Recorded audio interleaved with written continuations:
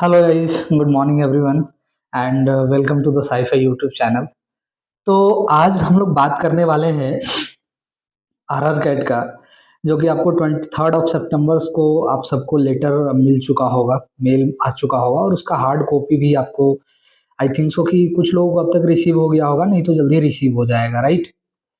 तो ये cat one training जो बीआरसी का था उसी के थ्रू आरआर कैट में जिनकी पोस्टिंग हुई है उनको आया है ये लेटर। ठीक है।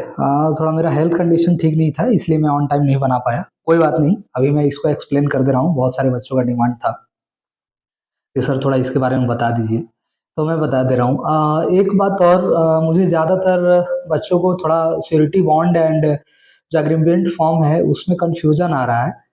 तो उसके लिए मैंने ऑलरेडी वीडियो बना रखा है, वहाँ से एक बार जाके देखिए, है ना। वहाँ पर ऑलरेडी एक्सप्लेन्ड है सब कुछ।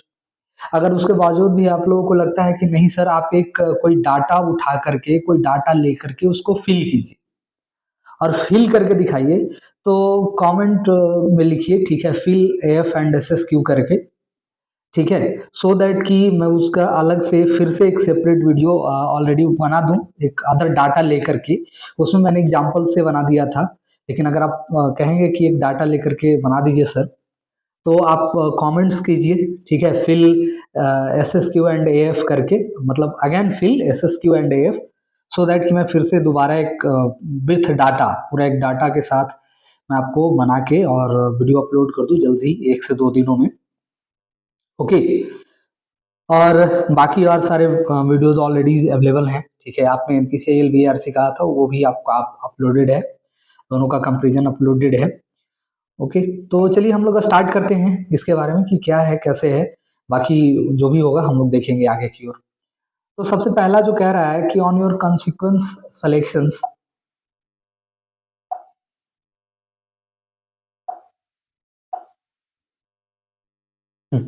on your consequence your selections you are offered admission as a stipendary training cat 1 for undergoing training in rr cat for advanced technology with effect from 14/10/2024 on monthly stipend of 24,000 for first year and 26,000 for a second year. The duration of training will normally be a two of years.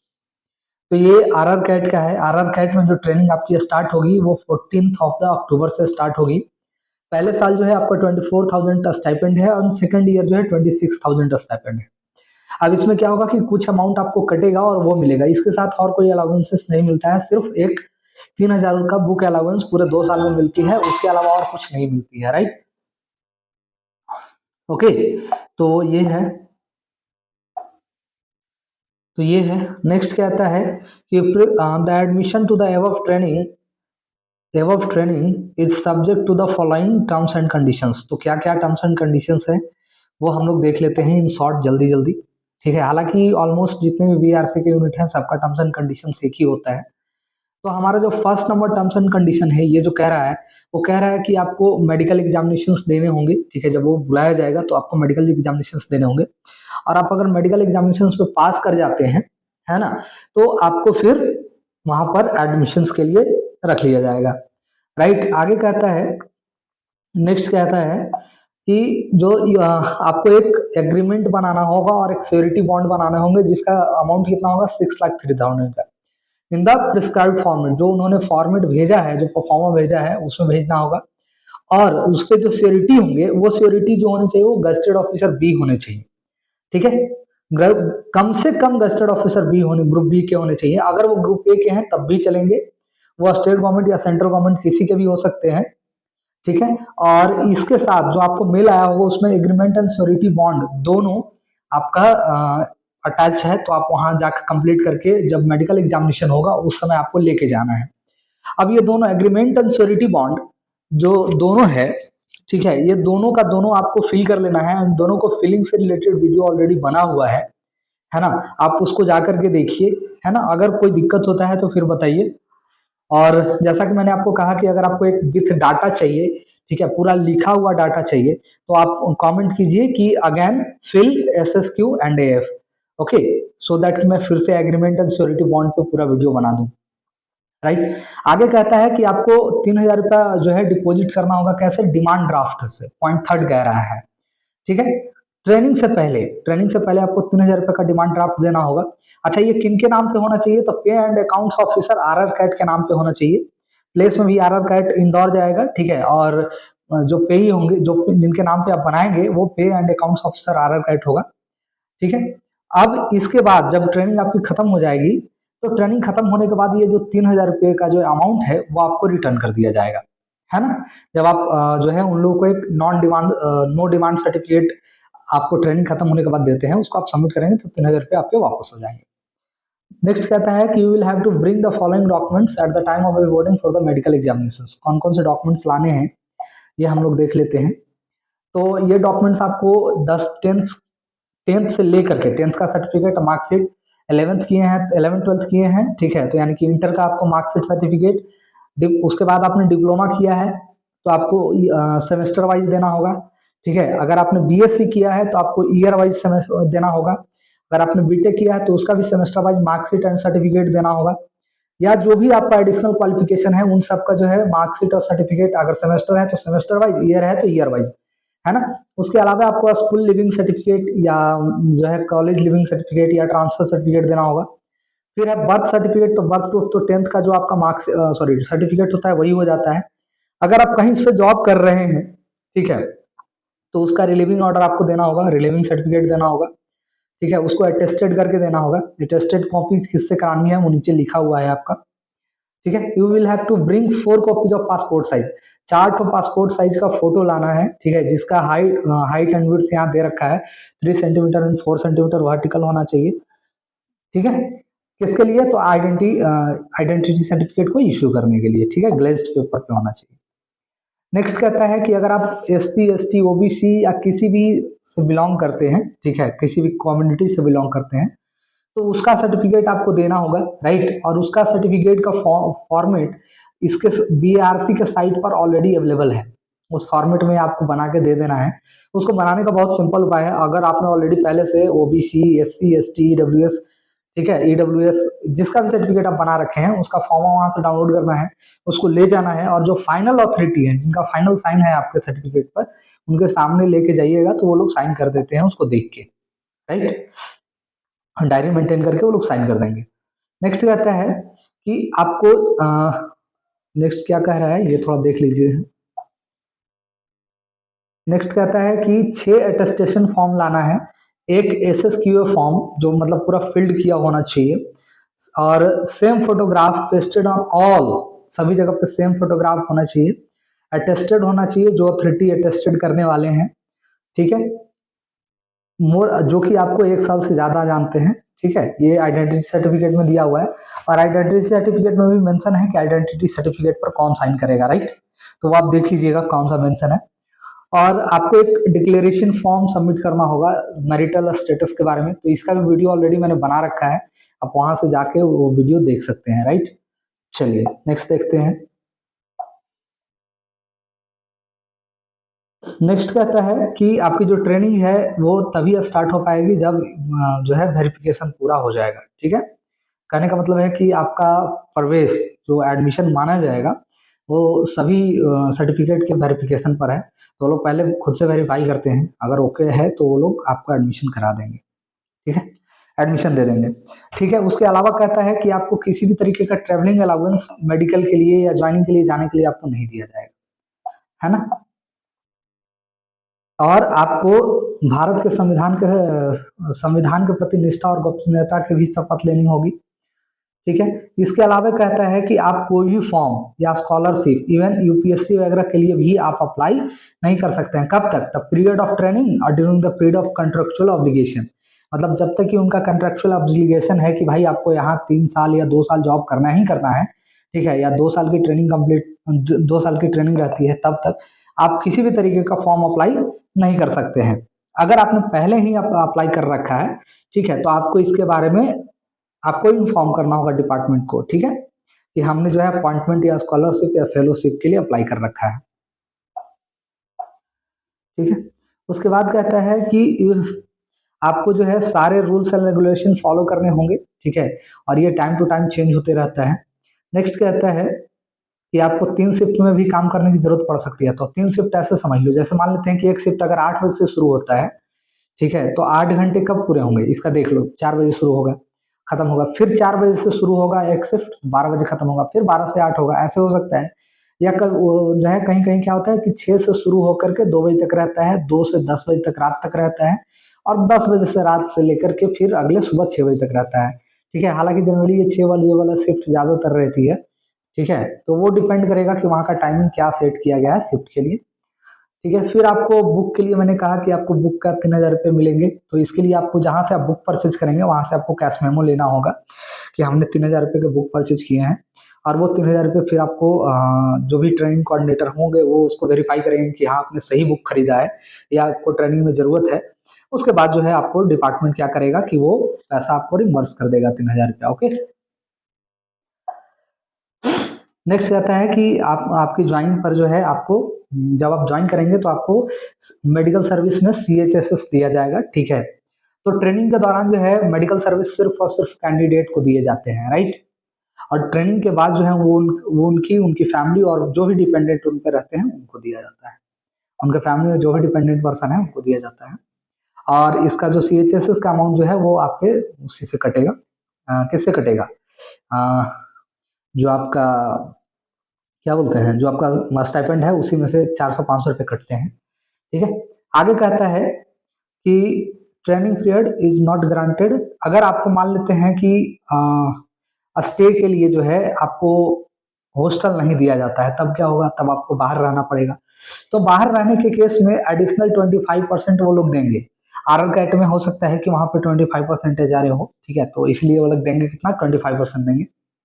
अब ये 25% जैसे मान लो कि पहला साल 24,000 है, तो 24,000 का अगर 25% आप करेंगे तो 6,000 रुपये आएगा, मतलब टोटल 30,000 जो है आपको स्टाइपेंड 24,000 स्टाइपेंड हो गया और 6,000 आपका एचआरए हो गया। अगर आप नहीं रहते हैं हॉस्टल में तब, अगर आप हॉस्टल में रहते हैं तो सिर्फ 24,000 और उसमें से सीएचएसएस का रिडक्शन होकर आपको पैसा मिल जाएगा, यानी करीब करीब 23,000 समथिंग जो है फर्स्ट ईयर होता है और सेकंड ईयर 25,000 समथिंग होता है, राइट? तो ये हो गया। उसके बाद कहता है कि आपको छुट्टी कितना मिलेगा, तो भाई 8 दिन का जो है सीएल मिलेगा, वो भी मेडिकल ग्राउंड पे, राइट?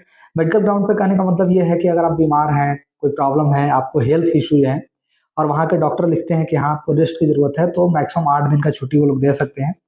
अगर आप बिना बताए हुए, ठीक है, बिना छुट्टी लिए हुए कहीं गायब हो जाते हैं, तो हो सकता है कि आपको टर्मिनेट कर दिया जाए, ठीक है? इसमें इस पॉइंट में पूरा वही मेंशन है। 15 में मेंशन है कि you shall be discharge from training ground at any time any day. तो कहने का मतलब ये है 15 नंबर का कि आपको किसी भी समय बिना किसी कारण बताए हुए आपको टर्मिनेट किया जा सकता है, ठीक है? मतलब आपकी ट्रेनिंग खत्म की जा सकती है। हालांकि ऐसा अभी तक कुछ हुआ नहीं है, तो डरने की जरूरत नहीं है, ठीक है? आगे कहता है कि आपकी जो ट्रेनिंग होगी उसमें आपका लेक्चर्स वगैरह रहेगा, practical project work, plan training रहेगा, ठीक है? उसमें आपको टाइम टू टाइम जो है एग्जामिनेशन होंगे, वाइवा होगा, ठीक है, वॉक होगा, जो भी होगा। और आपको ट्रेनिंग खत्म होने के बाद फाइनल एब्जॉर्प्शन इंटरव्यू होगा, ठीक है? जिसमें आपको कम से कम 50% मार्क्स लाना होगा, है ना? तो ये सिचुएशन है। तो ऐसा अभी तक कोई भी बच्चा जो है एग्जाम या फाइनल इंटरव्यू में नहीं छटा है, सब लोगों का selection finally as a scientific assistant C हो गया है। उसके बाद कहता है कि जब आपका सिलेक्शन हो जाएगा एज अ साइंटिफिक असिस्टेंट सी 2 साल की ट्रेनिंग खत्म करने के बाद, तो आपको लेवल 7 में रखा जाएगा और 44,900 रुपया बेसिक है ना? और जो भी उसके अलावा भत्ते वगैरह मिलते हैं वो सारे आपको मिलते रहेंगे। तो ये चीजें हैं। अच्छा, इसमें एक चीज और लिखा है कि अवेलेबिलिटी ऑफ वैकेंसी। तो हालांकि आज तक ऐसा कभी नहीं हुआ है कि जितने ट्रेनिंग गए हैं उसमें से कोई निकल के बाहर आया है, सब लोगों का ऑब्जॉर्प्शन हुआ है ना? और ये जो 44,900 रुपये है, ये तो आपका बेसिक है। उसके अलावा कितना सैलरी मिलेगा, अभी कितना सैलरी बनता है, ये सारा डिटेल्स मैंने वीडियो बना रखा है, वहां से जाके देख सकते हैं, ठीक है? तो उसके बाद कहता है कि आपको ट्रेनिंग खत्म होने के बाद आपको आरआर कैट या डीआई के किसी भी यूनिट में आपको काम करने के लिए जो है आप बाध्य हैं, आपको काम करना पड़ेगा 3 इयर्स आफ्टर अपॉइंटमेंट, ठीक है? अगर मान लेते हैं कि आप ट्रेनिंग कंप्लीट करते हैं और ट्रेनिंग कंप्लीट करने के बाद आप ट्रेनिंग कंप्लीट करने के बाद 3 साल आप सर्विस पूरा नहीं कर पाते हैं, तो आपको ये अमाउंट रिटर्न करना होगा, 6,03,000 रुपये।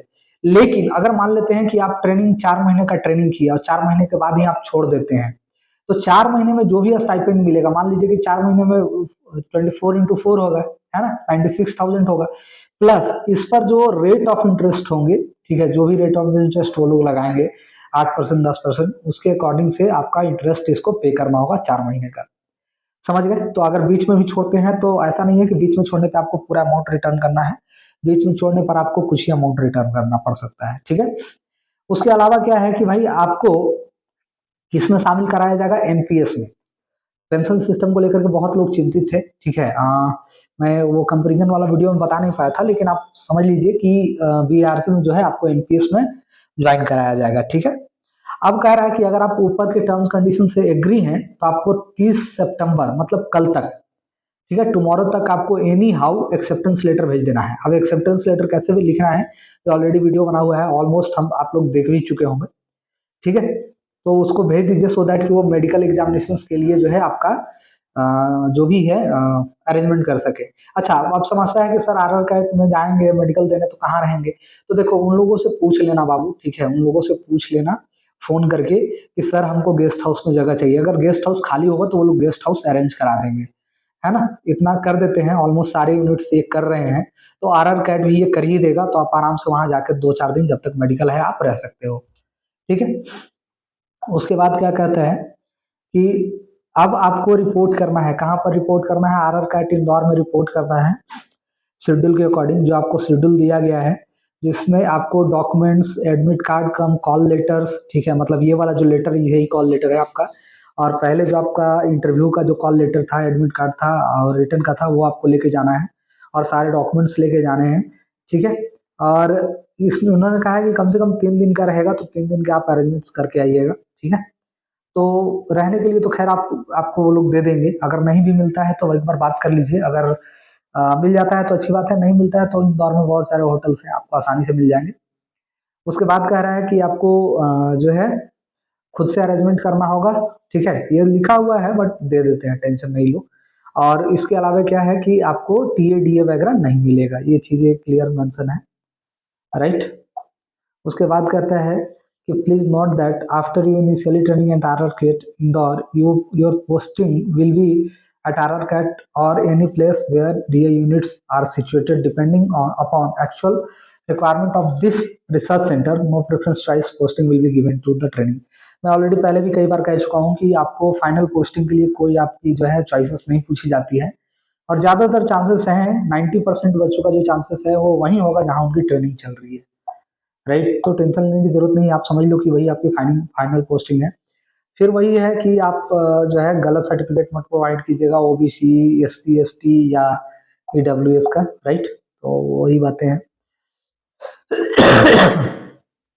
ठीक है, ये हो गया। अब आगे देखिए, इनक्लोज सारा डॉक्यूमेंट्स इनक्लोज किया गया है। आपको एक एक्सेप्टेंस लेटर मेल के थ्रू जरूरी भेजना है, ठीक है, किसको, आरआर कैट को, सो दैट कि आपको अंदर आने बाहर जाने की अनुमति मिल सके। क्योंकि क्या है कि अगर आप ऐसे जाएंगे तो आपको वहाँ एंट्री नहीं मिलेगा, राइट। तो इसके लिए जो है वो लोग क्या करते हैं कि पहले से बना बना करके रखते हैं, और उसके साथ आपको कोई भी एक फोटो आइडेंटिटी प्रूफ लेके जाना है जो कि गवर्नमेंट ऑफ इंडिया की तरफ से इशू किया गया हो, आइदर पैन कार्ड हो, आधार कार्ड हो, इलेक्शन कार्ड हो गया, ड्राइविंग लाइसेंस, पासपोर्ट, एटीसी, कुछ भी हो सकता है। और आरआर कैट में फोन वगैरह रिस्ट्रिक्टेड है, ठीक है। और you are a training employ at RR CAT DA in on any social media, तो आपको बताना नहीं है कि किसी भी सोशल मीडिया पे जाना है, ठीक है। किसी भी सोशल मीडिया पर आपको ये नहीं बताना है कि आप आरआर कैट में ज्वाइन किए हुए हैं, जो भी हैं। तो मैं तो यही कहूंगा कि आप अपने गवर्नमेंट डिटेल्स सोशल मीडिया पर शेयर मत कीजिए। आई मीन जैसे कि फेसबुक हो गया, टेलीग्राम हो गया, है ना। तो आप क्या करते हैं कि बच्चे जब ज्वाइन करते हैं तो वो लोग लिख देते हैं, क्या लिख देते हैं कि हम यहाँ पर ये पोस्ट में ज्वाइन किए हुए हैं, तो वो जो है आपके लिए बहुत ही नुकसानदायक हो सकता है।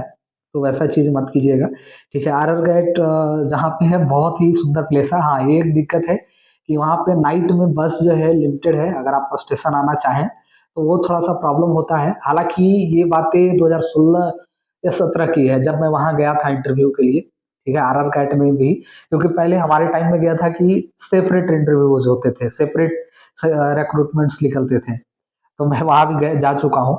तो वहाँ पर रात में थोड़ा-सा बस की प्रॉब्लम्स थी उस समय 16-17 में। अब अभी का क्या सिचुएशन है ये तो नहीं बता सकते हैं, लेकिन लोकेशन उसका बहुत अच्छा है, एकदम झकास लोकेशन है। थोड़ा सिटी से दूर पड़ता है, बट मुझे लगा कि एज़ अ नेचुरल प्लेस बहुत अच्छा है, ठीक है? तो बेस्ट ऑफ लक जिनका सिलेक्शन हो गया है और जो जा रहे हैं, ठीक है? चलिए मिलते हैं नए वीडियो में नए टॉपिक के साथ। अगर कुछ और ज़रूरत है तो आप मुझे बता सकते हैं, ठीक है? तब तक के लिए take care, bye bye, thank you.